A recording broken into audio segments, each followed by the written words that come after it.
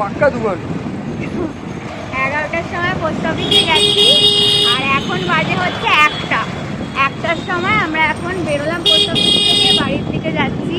যে কাজটা ছিল সেটা ফাইনালি সাকসেসফুল হয়েছে, যেটার জন্য আমরা লাস্ট 2-3 দিন ধরে দৌড়াচ্ছিলাম, সেটা ফাইনালি আজকে সাকসেসফুল হয়েছে। তো ইয়েস, এখন আপাতত আমরা যাচ্ছি বাড়িতে চলে এসেছি। অ্যাকচুয়ালি ব্যাপারটা হচ্ছে যে যেহেতু অনেকটা দেরি হয়ে গেছে আমাদের, তাই জন্য আগে এসে ড্রেস ফ্রেস কিছু চেঞ্জ করিনি, কিছু না করেই তাড়াতাড়ি করে র্যাভেন্ড্রিওকে আগে খেতে দিলাম এসে। এখন আমি আমাদের খাবার বানাচ্ছি। High guys, good evening. এখন কটা বাজে? 9:45, তাই তো? 9:45 বাজে।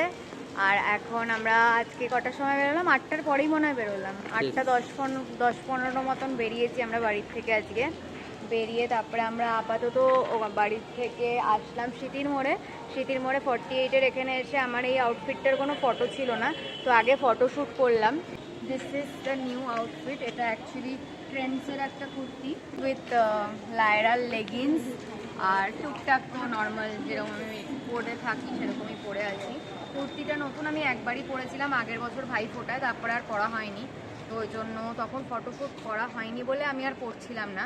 আজকে পরলাম, ফটোশ্যুট করবো বলে। ফটোশ্যুট করা ডান, পোস্ট অফিসের কাজও ডান, লাঞ্চ ডান, অনেক কিছু সব হয়ে গেছে, যা করা হয়ে গেছে। এখন ওর কাছে গার্ডারটা ছিল, রাবার ব্যান্ডটা, এখন আমি চুলটা বেঁধে নেবো অ্যান্ড বন্ধুদের সাথে আড্ডা মারতে যাবো।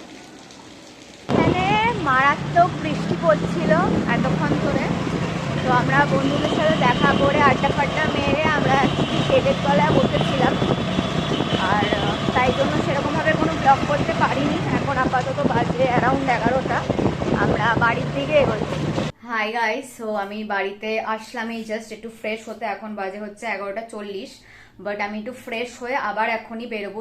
তোমরা অনেকেই জানো যে আরজি করে কি হয়েছে, তো আরজি করের প্রোটেস্ট জানানোর জন্য আমরা পার্ট নিতে যাচ্ছি, তো ওই জন্য আমি জাস্ট একটু ফ্রেশ হয়ে নিয়ে এখনই জাস্ট 10 মিনিটের মধ্যে আবার বেরোবো।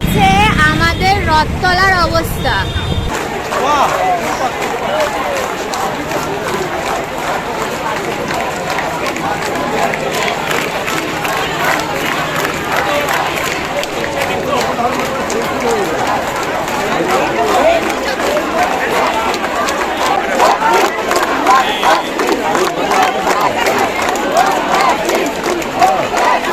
এই মুহূর্তে আমরা আছি সিটির মোড়ে।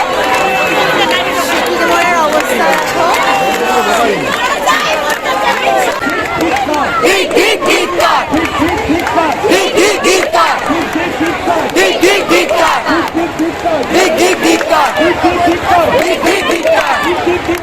ট্রাক ফাক সব বন্ধ হয়ে এখানে দাঁড়িয়ে আছে, রাস্তা বন্ধ করে দেওয়া হয়েছে, তো তাই জন্য এক সাইডে সব ট্রাকের জ্যামে দাঁড়িয়ে আছে।